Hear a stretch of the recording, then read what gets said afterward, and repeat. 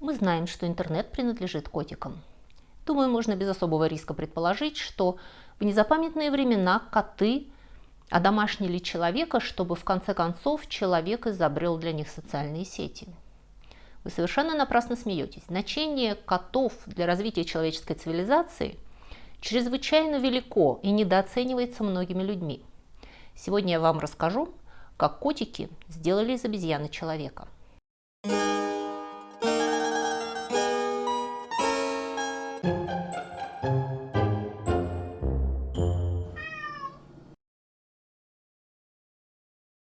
Вообще вопрос о том, как человеку удалось одомашнить кошку и удалось ли ему одомашнить кошку до конца, до сих пор дискутируется. В принципе, современные домашние кошки очень легко дичают. Если домашнюю кошку выпустить в природу, то она, скорее всего, не погибнет. Не все кошки могут приспособиться к жизни на воле. Например, наш кот, когда его потеряли, совершенно опустился и был страшно счастлив, когда мы его нашли. Он был совершенно домашним животным.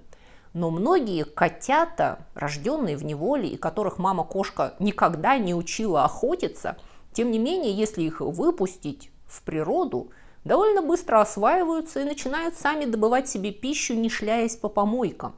То есть кошки, в принципе, независимы от человека. Мы живем в симбиозе, но кошки не зависят от нас.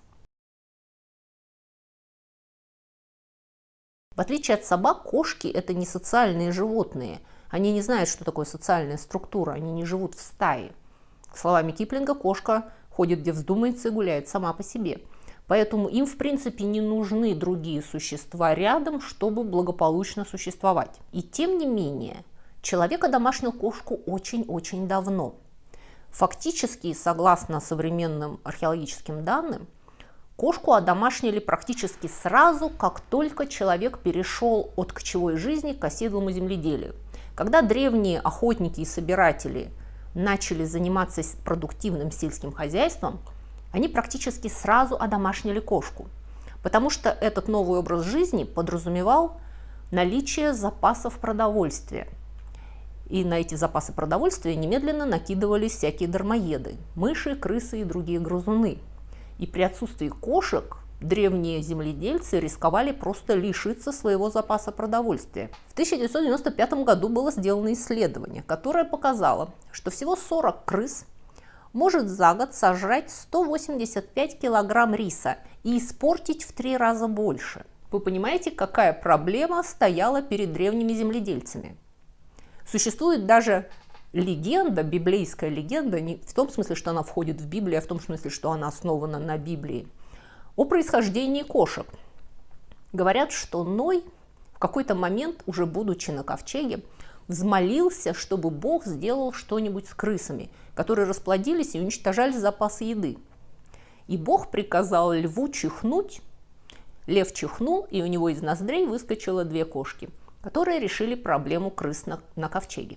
Соответственно, существует гипотеза, она не доминирующая, но она существует, что без одомашнивания кошки человек вообще не смог бы перейти к оседлой жизни. Мы бы так бы и ходили вслед за источниками еды в соответствии с сезонами. Мы просто не могли бы осесть и начать заниматься сельским хозяйством и запасать себе запасы, например, зерновых на зиму. И по последним данным, одомашнивание кошек произошло, скорее всего, как минимум в 2 районах на Земле совершенно независимо. На Ближнем Востоке и в Китае.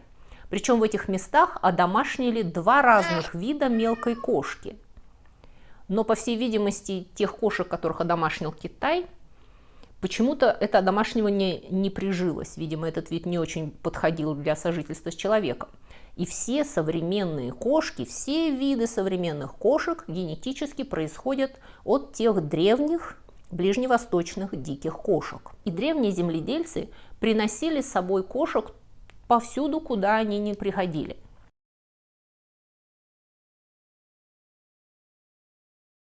Соответственно, распространенное мнение о том, что кошек одомашнили в Древнем Египте, совершенно неверно.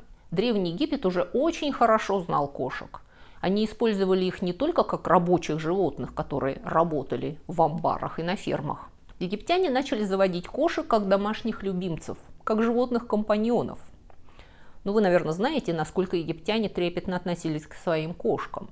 Иногда говорят, что египтяне обожествляли кошек, но на самом деле это не так. Они не молились в прямом смысле слова кошкам. Они видели в кошках символы или иногда воплощения богини Бастет. Но в любом случае к кошкам относились очень трепетно.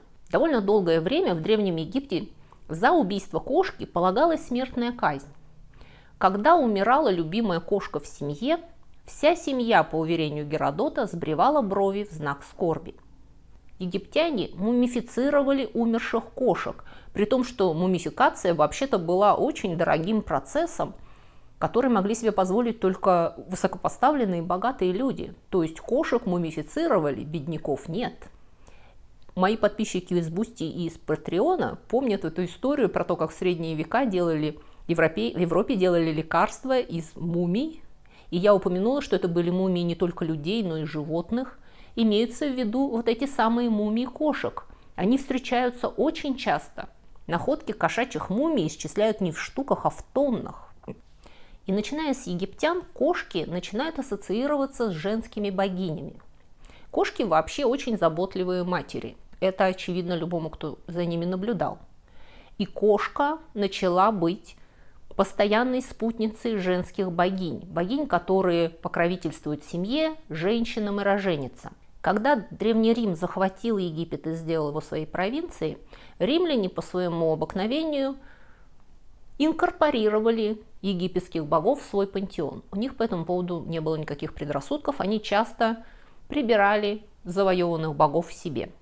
И в поздней Римской империи был достаточно распространен культ вот этой богини, которая была одновременно Исидой, Бастет и местной Дианой. Это была женская богиня, которая покровительствовала женщинам и преимущественно матерям. И вместе с римской армией, которая в какой-то момент захватила значительную часть Европы, культ кошек и сами кошки распространились по Европе.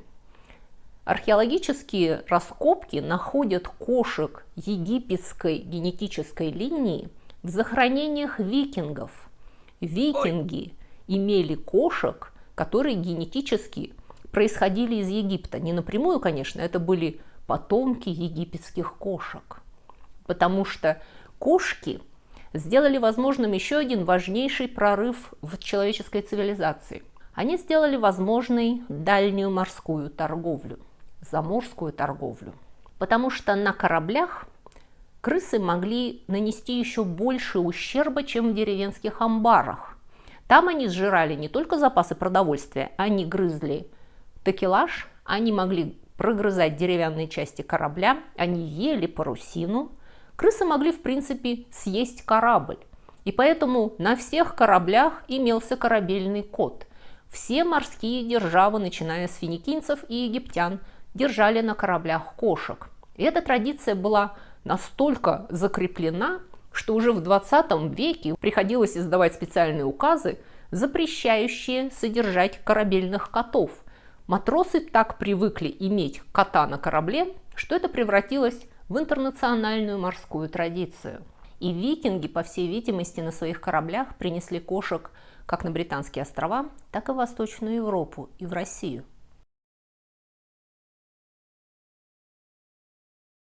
И именно из-за своей плотной ассоциации с женскими богинями кошки получили такую скверную репутацию в средневековой Европе. Когда христианство победило в Европе, древние языческие культы не исчезли, они ушли в подполье. И особенно долго сохранялись женские культы, связанные с материнством. Они могли сохраниться даже не как религия, они могли сохраняться в форме домашних ритуалов и поверий. Но в средневековой католической Европе все эти древние языческие культы воспринимались как дьяволопоклонство. И кошка стала ассоциироваться с дьяволом, потому что она была ассоциирована с богиней-матерью. В конце концов, в XIII веке очередной папа издал буллу, в которой черным по белому было написано, что кошки – это пособники дьявола, их надо уничтожать. И в Европе начинается натуральное гонение на кошек, которых уничтожают вместе с ведьмами. Их в прямом смысле слова жгут на кострах, сбрасывают с колоколен, топят в реках. Было бы, конечно, натяжкой сказать, что именно этот психоз был причиной черной смерти, которая унесла жизни чуть ли не половины Европы. Но вообще-то то, что мы называем эпидемией черной смерти, то есть вторая пандемия чумы, она разразилась в XIV веке. В XIII веке начали гонения против кошек. В XIV веке оказалось, что кошачья популяция в Европе настолько подорвана, что оставшиеся кошки не справляются с контролем расплодившихся крыс. И крысы разносили блох, и блохи переходили с крыс на человека, и таким образом распространялась чума. Разумеется, люди передавали чуму друг другу через тех же самых блохов вшей. Но крысы внесли огромный вклад в распространение чумы по Европе. При этом в других цивилизациях кошки продолжали почитаться. К примеру, в исламском мире кошки всегда были хорошими животными. Это был самый лучший подарок для новосела.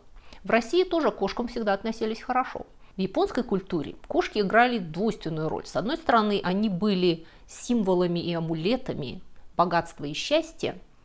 К примеру, вот эти кошечки-сувениры, которые машут лапками, их называют манеки-неко, это японский амулет, который приманивает счастье и богатство. По преданию, в 17 веке в одном нищем монастыре настоятель приютил бродячего кота. И как-то раз он пожаловался коту, что, к сожалению, денег совсем нет, и монастырь приходит в запустение.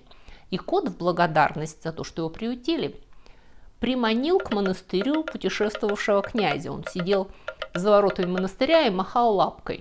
И князь заметил его и переночевал в монастыре. И подарил монастырю большую сумму денег. И монастырь стал процветать. И теперь кошка, машущая лапкой, считается амулетом счастья и богатства. С другой стороны, в японском фольклоре существуют коты-демоны, эти жуткие совершенно создания, людоеды, похищающие души людей.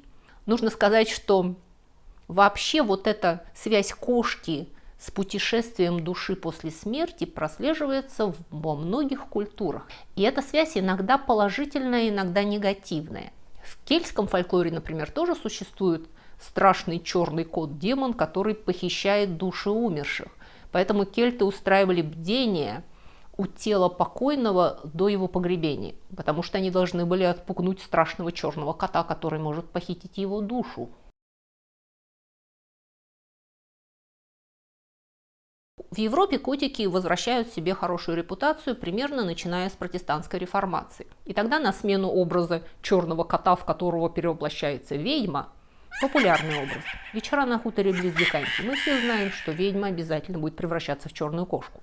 Так вот, вдобавок к этому образу, в литературе и фольклоре начинает появляться образ кота-помощника, кота-друга человека. И самым известным из них, конечно, является кот в сапогах.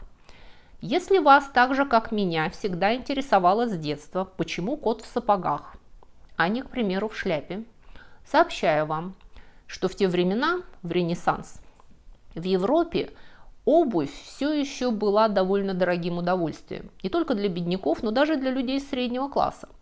И кожаную обувь подростки впервые получали, когда они фактически приобретали статус взрослого. Это была статусная вещь. С босым котом, даже говорящим, никто бы не стал разговаривать. Но кот в сапогах уже мог обращаться к королю от имени маркиза Карабаса. Сапоги были символом статуса. Но даже когда к кошкам перестали относиться предвзято и перестали считать их пособниками дьявола, европейцы довольно долго использовали кошек только как рабочих животных. Как домашних любимцев в Европе кошек стали заводить только в XIX веке на волне египтомании, когда европейцы открыли для себя Древний Египет. И в результате этой моды викторианцы начали заводить дома кошек как животных-компаньонов. Следующим суперпопулярным литературным котом станет чеширский кот в сказках Льюиса Кэрролла. Кэрролл не придумал чеширского кота, потому что поговорка «улыбается как чеширский кот» существовала в Англии и до этого. Он фактически персонифицировал кота из поговорки, как если бы кто-нибудь написал сказку о дареном коне. Почему вообще существует эта поговорка «улыбаться как чеширский кот», никто точно не знает. Возможно, потому что Чешир является регионом, где производят много молока и сыра, и тамошние коты живут хорошей жизнью. И благодаря тому, что Кэрол выдумал вот этот волшебный персонаж, который имеет возможность исчезать, оставляя за собой улыбку, выражение «чеширский кот» начало использоваться в разных науках для обозначения объектов и явлений, которые исчезают или как бы исчезают, оставляя часть себя позади. Например, чеширизацией называют явление, когда слово теряет конечные буквы, но звук остается. То есть буква уже исчезла, а звук остался. Но насчет квантовой физики я вам скажу, что я осознаю, что нельзя выучить квантовую физику, почитав статьи в Википедии. Но, насколько я поняла, были проведены эксперименты, когда нейтроны удалось направить по другому пути, а их спины, то есть их свойства, остались там, где они были, как улыбки у чеширского кота. Когда создатели комиксов про Бэтмена решили привлечь девичью аудиторию, женскую аудиторию, потому что изначально эти комиксы читали преимущественно мальчишки, они решили ввести в комиксы персонажа, женский персонаж, который был бы противопоставлен Бэтмену. Они даже не задумывались, когда выбирали образ и символ этого женского персонажа. Они сразу решили, что это должна быть женщина-кошка, потому что с точки зрения создателей комикса кошка воплощает в себе архетип женственности. Кошка, с их точки зрения, воплощала все типичные черты женской натуры, а именно изменчивость, таинственность и налет опасности. Изначально в этом персонаже не было ничего сверхъестественного.